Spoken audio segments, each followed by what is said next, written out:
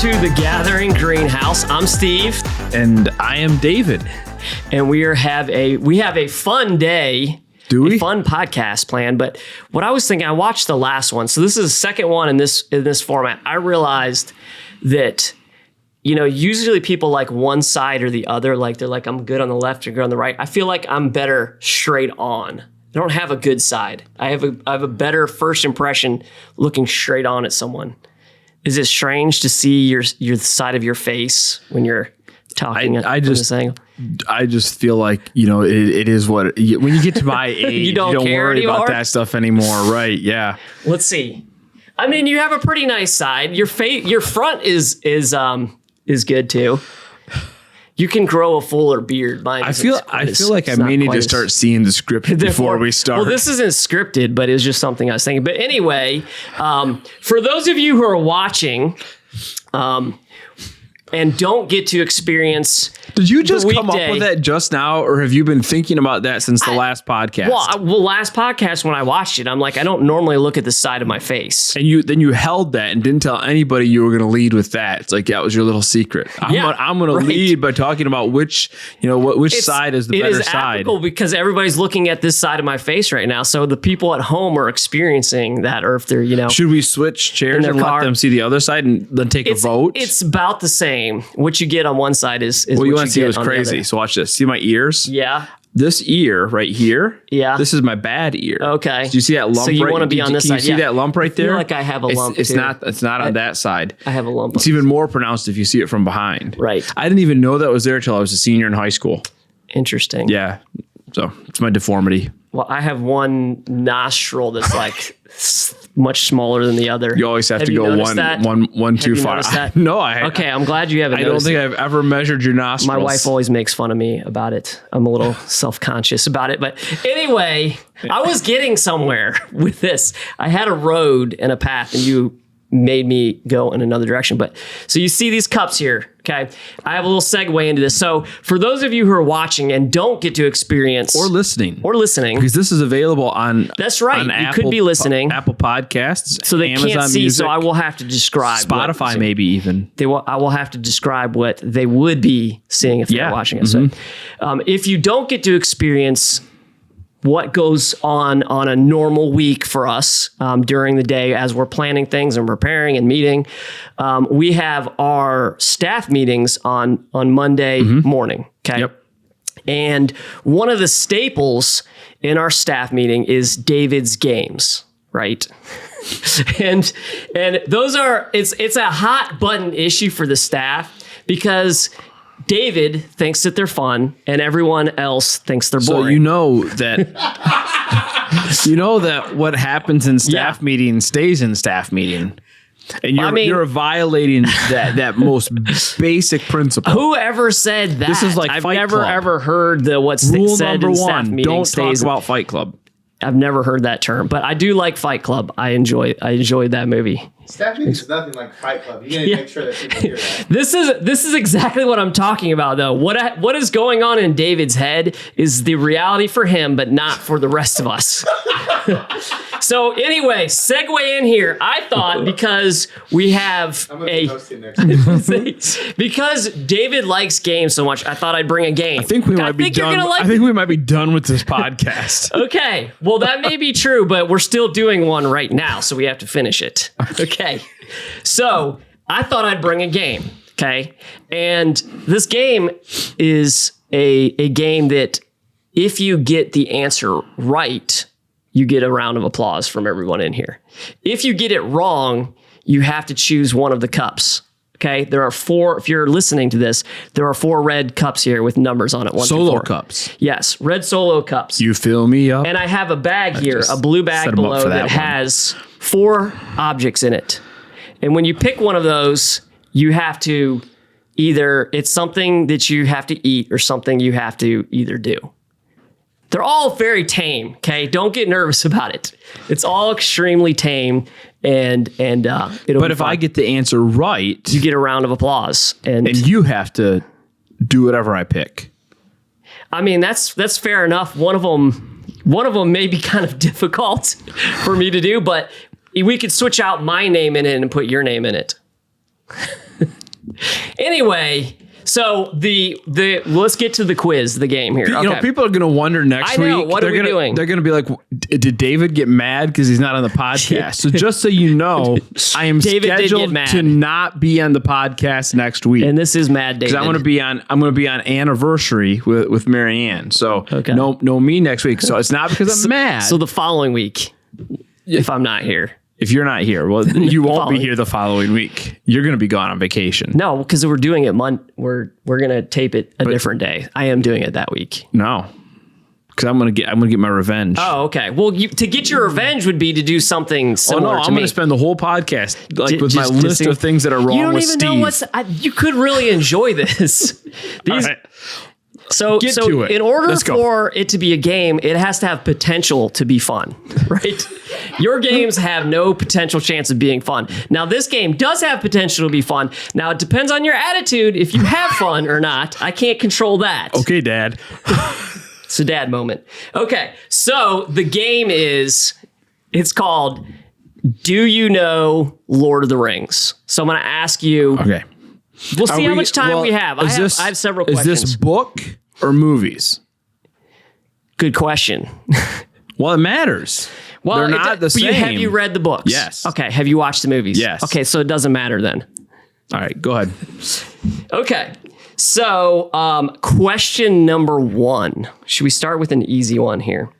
I don't know if this is easy or not, honestly. This is this is another one of those things. If you come to the gathering and you listen to David's sermons, 1 out of 5 might have a reference of Lord of the Rings. That often? I would say know. either. I'm just throwing that out there. I would say probably 1 out of 5. Do you guys agree? Either going to be Tolkien or C.S. Lewis. Okay, pretty close. Yeah. Okay. Along with the dogs, which we need to have a podcast where we bring our dogs to. Okay. What if they fight? They probably will. Okay. Question number 1. Name Sam. Do you know who Sam is? Is it Samwise Gamgee? Close, yeah. Okay, whatever. Name Sam's favorite pony. This is a warm-up question. I'll make this a warm-up question. I have no idea. You have no idea? I have no idea. Do you remember when he talked about his favorite pony? Vaguely. Okay. Vaguely. His favorite pony's name is Bill. Bill, yeah. Okay. Does that make sense? Yeah. Okay. That was why this is a warm-up question. Okay. Question number 2. This one's for real. If you get it wrong, you have to pick a consequence. Okay. All right. What is Bilbo's relation to Frodo? He is Frodo's uncle. So close. So close enough. It's actually Moops. Do you remember to get that reference? I do. Okay. The people watching these guys over here have no idea. But everybody, you have any idea? No. If you watch Seinfeld, you get it. You've just made yourself into George Costanza. That's okay. Frodo is Bilbo's second cousin. That's the same as an uncle. It is? Yeah. Yeah. A second cousin is an uncle? A lot of people call their second cousins their uncle. Okay. Yeah. We'll give it to you. He calls him his nephew in the book, so. Okay. So you got that right. Yeah, I get it right. That's not what it says so on you here. have to do a consequence. Okay. I pick 3. Okay, 3. That's might have been the worst one you could have picked. There's nothing there. Oh, actually, it's not the worst one. Like, how do I even know that you're doing the corresponding ones? Because it's actually, I wrote it on there. Oh, this one's not that bad. Okay, 3. This was leftover Halloween candy that's at my house. So it was 1 bite from it. So this is Witch's Brew, which just means they dyed the chocolate lime green. So this is a Kit Kat that's called a Witch's Brew Kit Kat. I actually like Kit Kats. Would you like one? No, you're fine. It's disgusting looking. It is, but it's a white chocolate that's dyed green and delicious. I love Kit Kats. Great. Do you like Kit Kats? Give me a break. I just now said I like Kit Kats. I don't think I like with white. I don't think I like them with white chocolate. I love white chocolate. Yeah. I love white chocolate. Yeah. Okay. Question 3/2. Okay.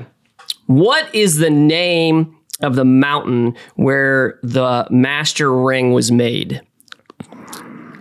Name of the mountain where the master ring was made. So, by the way, it's a really dumb name for a mountain. I think it's Mount Doom. You are correct. Yeah, it is a dumb name. Yeah. Mountain Doom. But it sounds almost like Mountain Dew. It does sound very close. like Mountain Dew. Mm-hmm. Okay. All right, so you get to do another one. Okay. We'll do one. Okay. Number 1 it is. Okay. It's this strange cake. I have no idea what this cake is. It's called a Euro cake, but it has nothing to do with Europe. The whole back is written in some foreign language. What language would you call that? But anyway, my son is friends with a kid that his parents are from Taiwan. So he got it from over there, and I brought. I have no idea. It almost looks like it could be Nordic. It's. But did you see right in the middle? It's like just straight English. Yeah. It just like says yellow something green. Well, you picked both. Good luck with that one. I'm actually excited to try this. I am glad I don't have to. It would have been. It looks like it's almost like an angel food cake kind of thing. It does not smell good. I was going to say that. It smells. Are you sure you should eat it? It looks like it might have mold on it. I can't even describe the smell. Maybe like this is the most boring podcast ever. Tastes a little like what's on the inside of it? I don't know. Oh, it's like Jello, maybe. Yeah, it's like green though. Yeah, that's disgusting. Tastes not bad. I'm glad you got that. Like kind of like just sweet, flavorless kind of something. But anyway, okay. Next question. Just tell me if we need to move on with things. Okay. I need to pick one you're not going to get correct. Okay. Let's see this one. Here's a good one. What is the name of the fictional metal which was armored chain shirt for Frodo? What was it made of? Mithril. How did you know that? Everybody knows that. How did you not know that? Why did you? Last one. He's like skipping over because he doesn't want the consequences. Well, these next two really can't be done by me. Okay. Name the last war against the armies of Mordor was the name of it. The last war against the armies of Mordor. Like the final war or like the last war before the Lord of the Rings? The last war against the armies of Mordor. Right. Okay. So I don't know. Beyond that, I can't help you. Because you have the war that happens in The Hobbit. Okay. Right? Which is it's like the 5 armies or something. And then you have the one that happens kind of in the Silmarillion, which is also against Mordor. But then you have the one at the very end of the Lord of the Rings. So that would be what I would say is the final war is the one at the end of the Lord of the Rings. Mordor? Is that a like a group of people, or is that a individual person? I can't. Really? Yeah. Is Mordor a person? No, it's a land. It's. I watched the movie. It's been a while. It's where all the orcs live. They don't even live there. Are gross looking. Well, they're from Mordor. It doesn't sound like a place like I'd like to live. Well, no, it's not a place where you want it. That's why nobody goes there. That's why it's... Okay, what is your answer? And then you have to pick your consequence. I really don't know what it's called. Okay. Like the Battle of the White City, maybe. I don't know. I have no idea. No, that wasn't even close. What is it? It says, the last alliance of men and elves. Yeah, see, that's I think that's going back to that's the previous is what it should have been called, not the last. I mean, I couldn't tell you. But I could be wrong.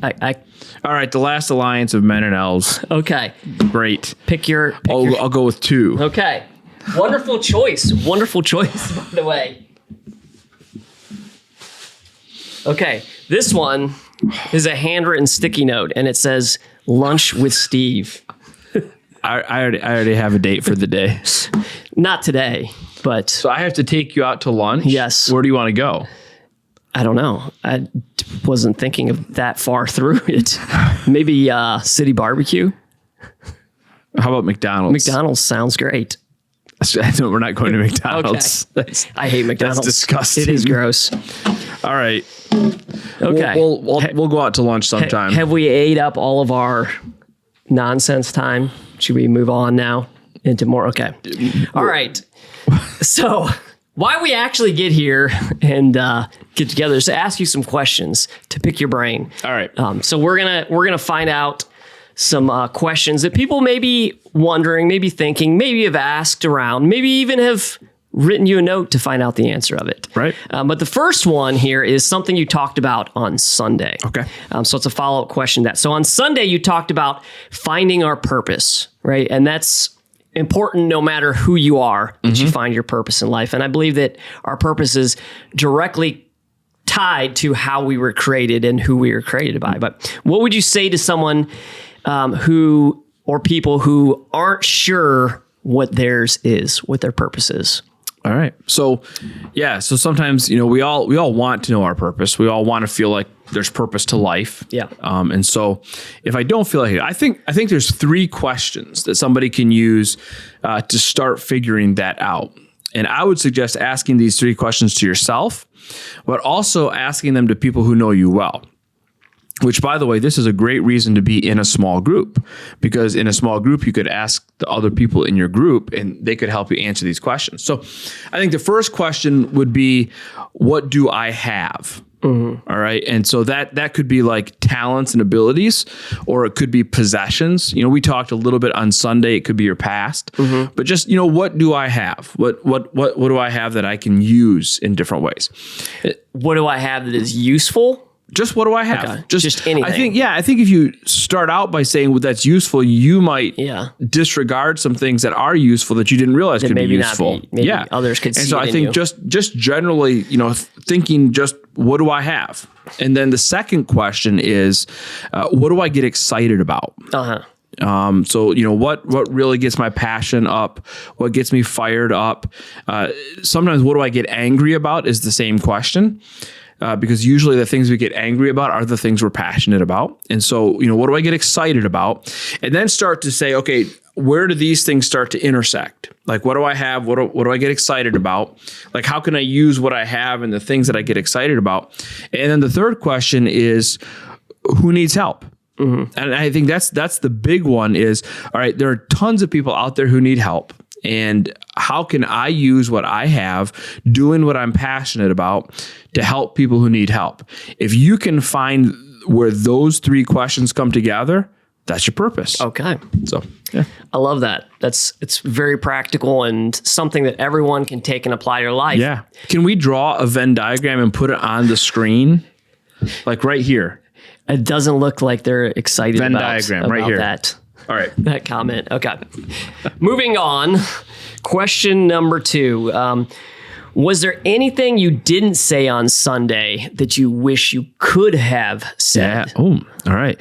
Yes. Always. Always. There's always stuff that... Now, did you run out of time, or were there just things that got cut that you just didn't have time to say? Both. Yeah. Okay. So, I always cut stuff out that I'm like, I wish I could say this, but I just can't. I have to be more focused. Sometimes that stuff makes it into the YouVersion app. But like on this Sunday, like on some Sundays, I do run out of time. Like I have too much material and I realize as I'm preaching, oh man, I just got too much to say. I'm not going to get it all in. Can you tell when people are getting restless? Yeah, that's like about 30 seconds in. 30 seconds in, people are getting restless? Or when I tell a really bad joke that makes people uncomfortable. And they're like, oh, I don't want to laugh, but I feel like I need to laugh. I don't want him to feel bad. Okay. So they give you that pity laugh, like, I mean, when you're getting like about 5 minutes towards the end, can you tell if people are getting restless? Yeah, but I think it a lot sooner than that sometimes, right? All right. Sometimes it's like 10, 15 minutes in and they're starting to shuffle around. And sometimes they just get up and leave.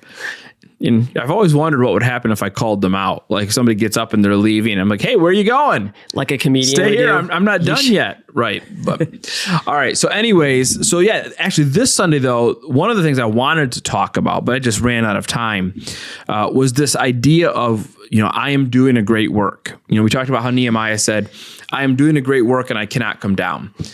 And we talked a little bit about that in the sermon, but what we didn't get to was this idea of what is our church's great work, right? So like we as the gathering, we are doing a great work and we cannot come down because the reality is that just like people can get distracted, churches can get distracted. And as a church grows, there are more and more distractions, right? Because there's more that we can do. We have more resources. There's more voices too. Right. Yeah. We have more resources. We have more people, and you have more voices saying, why don't we do this? Why don't we do this? Why don't we do this? And I will say the vast majority of those things are really good things. Yeah. Right. Exactly. So you have all these great things that you could be doing, and we have to say, all right, what is the great thing that we should do? What is our great work? And I think our great work is connecting people to Jesus, right? And so one of the questions we have to consistently come back to is, are these things that we're doing right now, are they connecting people to Jesus? And should we give up what we're doing if what we're going to is not going to connect people to Jesus? And so we have to be careful that we can also say, hey, we are doing a great work. We're connecting people to Jesus, and we cannot come down. So that means, as you've already alluded to, sometimes there are some good things that we say no to. Right. And there are good things we don't do. So how do you determine, like, so that's a kind of a generalized statement, connecting people to Jesus. So you could potentially say there's a lot of things that I'm passionate about, or I think the church should be doing, that would actually connect people to Jesus. But if we did all of those things, we would never be able to do them all well. Right. Yep. So how do we as a church determine, okay, this is the best thing for our church to be doing to connect more people to Jesus? Yeah, that's a great question. And I think it actually comes back to those three questions that we already talked about, right? So on an individual level, I find my purpose by saying, what do I have? What am I passionate about? Where is the need? And we can do the same as a church, because we as a church have unique gifts. We have different kinds of people, different kinds of resources. Our building is different than other churches' buildings. Our people are different. And so we look at, what are the gifts that God has given us? We as a staff team, we're all different, and we operate differently. We think differently. And so all of that comes into the question of, what are our gifts? What has God kind of designed us to do? Then what are we passionate about? And then where is the need? Yeah. And we kind of filter those three questions through. Okay, great. That's helpful when thinking about the direction of the church and where we're headed to. Yeah. So question number 3, why don't we know the time of the third service? You've been talking about it for a while. You've been teasing it. You've been writing in your emails to get prepared for it. Why don't we know the time? We don't know the time yet. Because I haven't said it. Because we don't know the time yet. Okay. So, the thing about when will it be time service is to tell the time? Soon. Okay. The thing about adding a third service is that there isn't a good time. Right? To start a third service, or to tell us when we're going to do it? To go to church. Okay. We already have services at the good times. Okay. 9:30 so you're saying and 11. All the good times have been taken. All the good times are taken. There are other ones, people, no matter what, people are going to be upset. Right. So if you just think through some of the conundrums. Yeah. So if we start service at 12 o'clock. Yeah. That's too late. Right. Either I'm hungry, or kids need to get home for a nap, or Yeah. Even if we I don't want to leave my service to go to 12 o'clock. Exactly. Even though I love the idea of us growing, but that causes me to make a change that may not be my preference. Right. Even if we backed all the services up a little bit and said, well, we'll start that last service at 11:30. Right. That means you've got young children, in the nursery at 12:15. Yeah. And that's, if you have kids, that's a terrible, terrible time. Right. They need to eat, they need to get their naps. And so that we really have been somewhat committed to saying we don't want to start a service later than 11. Okay. But that means you got to go early. And so now we're 8 o'clock, 8:15, 8:30. Where do we start that first service? And obviously there's a lot of challenges of starting early as well. So we're still in this process of weighing out, what are the benefits and what are the obstacles for all of these times, because every single time has obstacles associated with it. And we have to come back to this question of doing the great thing, right? So what is most important? What's going to help us most connect people to Jesus? And that's when we're going to figure it out. I think we're almost there, by the way. Yeah. In fact, I anticipate sending out an email, even maybe by this weekend, saying, "Hey, these are our times." Right. So, what is the goal with doing a third service? Is it to free up room where we have? Is it to maybe reach out to a new demographic, reach out to people, or something else? Yeah, it's a little bit of a yes. Yeah. So both of those, but this right now leans more towards freeing up time. Right. Now we would love to be starting services for missional purposes, right? To simply say, hey, there are people out there who don't go to church right now, and we want to offer them a service time that works for them. Right. So that's why you're like, we already have those 2 service times currently. Yeah. So that's why you might add a Saturday night service or a Sunday night service or a midweek service to say, hey, if you can't come on Sunday mornings, this is for you. Yeah. I hope that in the future we're able to do that. Right now, though, it's about making room. Like we're almost out of room. I stood in the back of the service on Sunday. We are out of room. Yeah, there was, if a family of 6 had come into the second service, 5 minutes after the service started, we would not have been able to seat them. Right. There just wasn't room, and so we need to make more room, and that's why we're adding a third service. Okay. Well, that's exciting. I think we should all be excited about that. It's a wonderful problem to have. Yes. Okay. So what if this 3 service thing doesn't work? What if we fail? Yeah. So anytime you try something new, it might not work. What happens if we start this new service and nobody comes and everybody stays in the services they're at and we don't make any more room? Yeah. Yeah. What if we fail? Well, at least we tried. No, I mean, seriously. Failure is not an option. Seriously, though, sometimes you do try something and you fail, and that's okay. I would say it's better to try and fail than to not try at all and fail. Because here's the reality. Well, what is failure? Well, failure can take a lot of forms. Yeah. But if we don't do this, we will fail. Oh, we will, absolutely. Because what's going to happen is we're going to plateau. People will stop coming. And then people will say, it's too crowded there, I'm not going to go. And we'll stop reaching new people. Especially new people. New people don't want to come and have that experience. Yep. They want to feel like there's a place for them. Yeah. And if they come and they can't find a seat, there is no place for them. Yep. I want the gathering to be a place where people who are uncomfortable with church can be comfortable at church. Yeah. And nobody who is uncomfortable with church is going to be comfortable coming in and sitting right next to a bunch of other people. Yeah. So if we can create an environment where there's more space and more room, people who are uncomfortable with church can be comfortable at our church. And maybe as they grow more comfortable at our church, they'll grow more comfortable with church. Sure. And then they get comfortable with Jesus. And that's the ultimate goal. That is the goal. So if we're not shooting at that, we'll fail. So I would rather try and fail than not try and fail. I agree with that completely. And there's still a lot that could be learned if we figure out that this time we select, maybe it wasn't the best time to do it. Yep. You still learn something that you can apply to the next thing that we do. Yep. And we're flexible. We don't have a lot of rules. So if we need to tweak and change, I don't think it's going to fail. I think it's going to be, I think it's going to be a huge success. I think so too. Yeah. I don't think we're going to fail.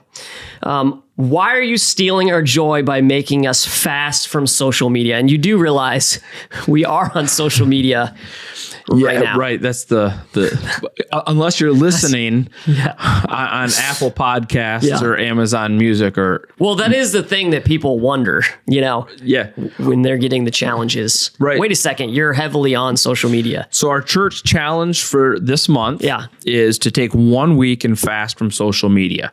And why am I stealing joy, right? Why? Yeah. Because it's good for us. Yeah. I don't think social media is an all bad thing. Sure. I think there are some benefits to it. Who is saying, though, that they're getting joy from social media? Is that someone saying that? Probably. I'm thinking more like entertainment. I think there are some people who maybe think they derive joy, but it's probably more just of a kind of a happiness and a little endorphins. Endorphin boost in their brain. Yeah. I think with anything in life, there's a danger of getting out of balance. Yeah. And I think a lot of people struggle to keep social media in balance right now. I think I said on Sunday, I think it's the number one distraction in our world. And since we're talking about distractions this month, it seems to me like it could be nothing but good to remove this massive thing that's not always bad thing, but it's not a necessary thing. And so you just get rid of it for a week and try to fill your time with other stuff. Maybe read a book, listen to a podcast, right? Sure. Watch a sermon on YouTube. How about just go outside and go for a walk, play with your kids, play with your dogs, color in a coloring book. I don't know. Just do something different. And volunteer somewhere. There's so much that you can do. And just, I hope people will come out of this and say, all right, I'm going to go back to social media now, but I'm going to do it with a little more balance. It's not going to rule my life the way maybe it did before. That's kind of what I'm hoping for. Okay. I think it's a really good challenge, a really healthy challenge. And as we all know, a place that can be full of bad things in the sense of things that are posted, right. People who try to, just make statements that make everyone angry. Yeah. So I've been off it now for a couple of days because I just cut it all off for the whole month. I thought that'd be to see how that goes. So if you have angry things you want to post about this podcast, do it on Facebook because I'm not going to see it till March. Right. So there you go. Okay. Well, thanks for answering some questions for us today. Thanks for spending some time on the greenhouse. Thanks for asking me some questions about Lord of the Rings. You're welcome. Did you enjoy the game? No. If you pause, that's a no. I think my games are better, but I'm glad. If you would call them games, which in my opinion is not a game. Well, that's your not opinion. Even in the same league. This is America. Everybody's entitled to be wrong. I don't agree with that. And you're entitled not to. Okay. All right. Well, I hope you got something out of it. I hope you enjoyed it. And we'll be back here again without you next week. I think it's going to be awesome without me. So possibly. All right. We'll see. We'll see you in 2 weeks.